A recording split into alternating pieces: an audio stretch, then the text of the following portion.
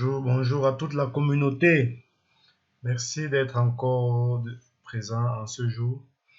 Aujourd'hui, nous allons aborder une thématique très importante et qui aujourd'hui est un sérieux problème pour tout le monde. Beaucoup de personnes m'ont demandé comment ils peuvent faire pour protéger leur compte sur les réseaux sociaux pour ne plus se faire pirater. Et j'ai également vu plusieurs personnes qui, sur les réseaux sociaux, ont perdu leur compte et se sont vus recommencer à zéro. Donc, à travers cette vidéo, nous allons répondre à cette problématique très importante afin que, à l'avenir, vous puissiez protéger votre compte sur les réseaux sociaux.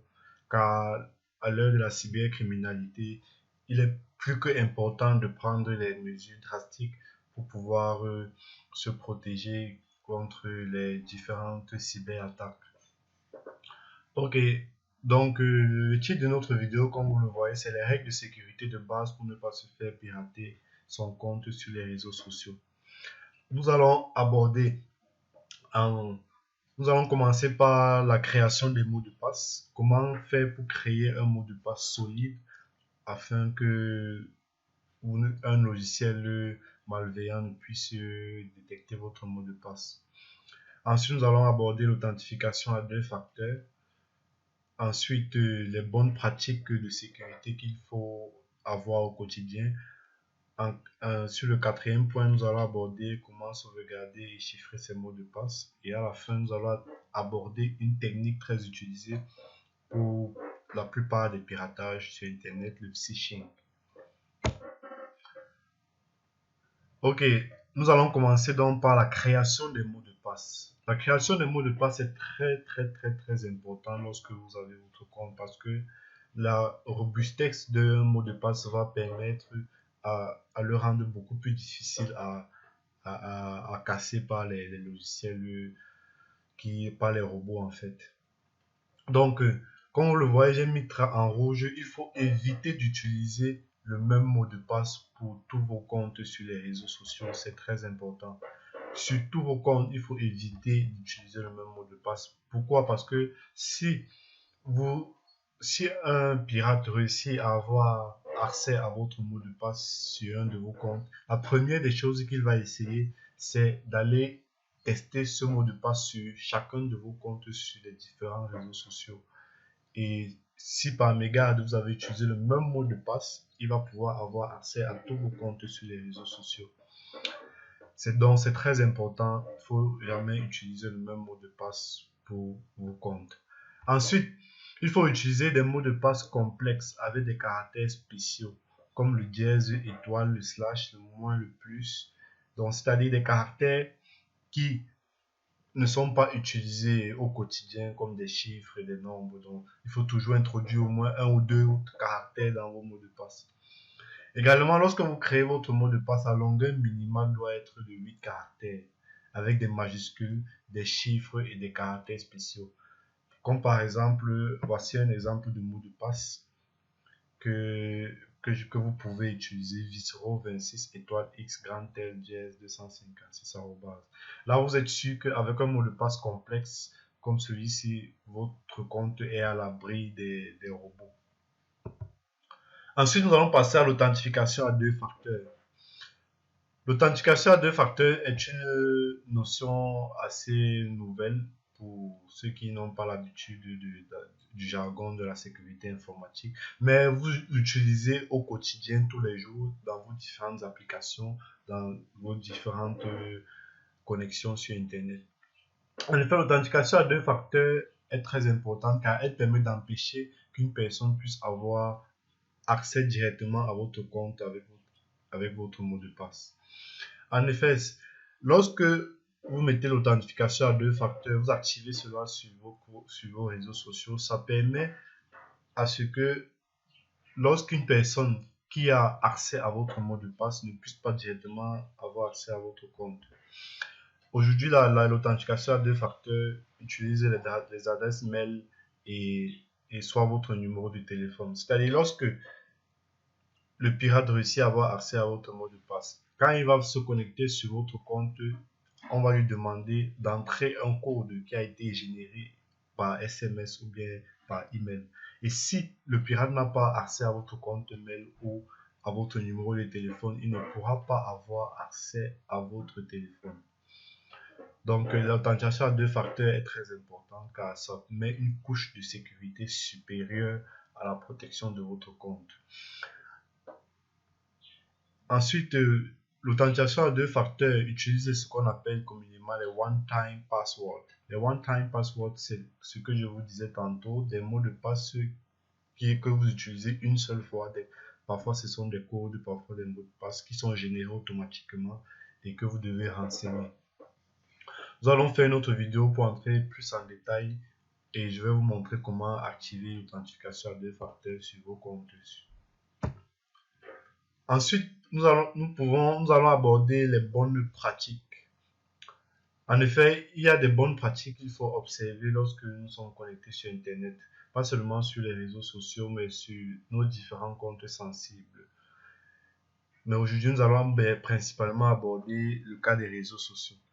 Il faut toujours vous assurer de vous déconnecter de vos comptes si vous utilisez un téléphone ou un PC qui n'est pas le vôtre. C'est très très important. D'habitude, nous avons une mauvaise manière lorsque nous utilisons le compte de quelqu'un pour nous connecter sur les réseaux sociaux. Nous oublions parfois de nous déconnecter. Et là, c'est pas bon du tout car parfois, on dit souvent le malheur ne vient jamais de loin. Donc, une personne peut réutiliser vos informations pour entrer dans votre compte. Donc, il faut toujours vous déconnecter lorsque vous utilisez un téléphone ou un ordinateur qui n'est pas le vôtre. C'est très, très, très important. Ensuite, il ne faut jamais accepter la sauvegarde des informations de connexion par les navigateurs. Ça, c'est aussi également un point très important. Généralement, lorsque nous nous connectons sur un compte pour la première fois avec un navigateur, notamment Google Chrome, celui-ci va nous demander de pouvoir sauvegarder nos informations de connexion pour pouvoir les réutiliser plus tard lorsque nous allons nous connecter. Il est extrêmement important de ne pas accepter cette option, notamment si nous ne sommes pas sur notre propre machine. C'est très important. Également, il faut éviter de cliquer sur les liens concernant des promotions ou des cadeaux alléchants. Vous avez remarqué, surtout pendant la période du Covid, lorsque le confinement était encore assez intense à travers le monde, il y avait beaucoup de promotions publicitaires qui circulaient sur les réseaux sociaux comme WhatsApp, disant tantôt que vous allez, Jumia offre des cadeaux pour son 50e anniversaire, BMW offre des cadeaux et tout. Il faut toujours éviter de cliquer sur ce genre de lien car c'est des sites pirates et tout ce qui les intéresse, ce sont vos informations personnelles. Ensuite, en quatrième position, il faut bien lire les emails pour ne pas être victime de certaines attaques de vol de données. Alors là, l'une des erreurs que nous commettons au quotidien, c'est de ne pas lire suffisamment les emails. C'est-à-dire, quand on dit bien lire un email, regardez l'adresse mail qui vous envoie le message. Regardez bien l'objet. Regardez bien le lien qui vous redirige sur notre page. Parce que généralement, vous pouvez voir un lien qui vous dit que connectez-vous sur votre compte Facebook, Instagram pour pouvoir voir tel ou tel message. Mais si vous regardez bien le lien, vous allez vous rendre compte qu'il est différent du lien d'Instagram ou bien de Facebook. Donc, il faut bien scruter vos mails avant de les ouvrir. Ensuite, sur le quatrième point, nous allons parler de la sauvegarde et du chiffrage de mots de passe. En effet, la meilleure manière de protéger vos mots de passe est de les chiffrer. Le chiffrer, c'est quoi? C'est d'appliquer un algorithme de cryptographie qui permet de changer le sens des mots dans un fichier. Donc, il est très important de crypter vos mots de passe. Il y a deux méthodes pour pouvoir le faire. Vous pouvez utiliser un logiciel de sauvegarde et de cryptage de mots de passe. Il y en a plein sur Internet. Il vous permet de sauvegarder vos mots de passe et de les crypter afin de pouvoir les utiliser ultérieurement. Soit vous pouvez créer un fichier Excel dans lequel vous allez mettre toutes les informations concernant vos comptes et vos mots de passe. Ensuite, vous allez utiliser un logiciel de cryptage, comme par exemple AIScript. Vous pouvez le télécharger sur Internet. Il va vous permettre de créer de crypter vos fichiers Excel que vous aurez créés. Donc ça, c'est les deux méthodes que vous pouvez utiliser pour chiffrer vos mots de passe. Enfin, nous allons terminer cette vidéo par une méthode utilisée sur Internet et qui attrape des millions d'utilisateurs. Je vous dis bien des millions d'utilisateurs chaque jour. Le phishing. C'est une technique d'attaque qui consiste à envoyer un email à une victime en se faisant passer pour une entreprise de confiance afin de détourner ses informations de compte. Comme je vous le disais précédemment, il faut toujours bien lire les emails. Regardez l'adresse email de l'expéditeur. Regardez l'objet. Regardez bien le corps du mail. S'il y a un lien externe que vous devez cliquer, regardez bien si l'adresse correspondante est bien crédible, si c'est effectivement un site sur lequel vous avez souscrit. Je vais par exemple prendre le cas de PayPal. Il y a des pirates qui envoient des mails concernant certaines tâches que PayPal vous demande d'accomplir sur votre compte. Parfois, dans un mail, vous pouvez voir un mail qui a été envoyé par admin@paypal.org.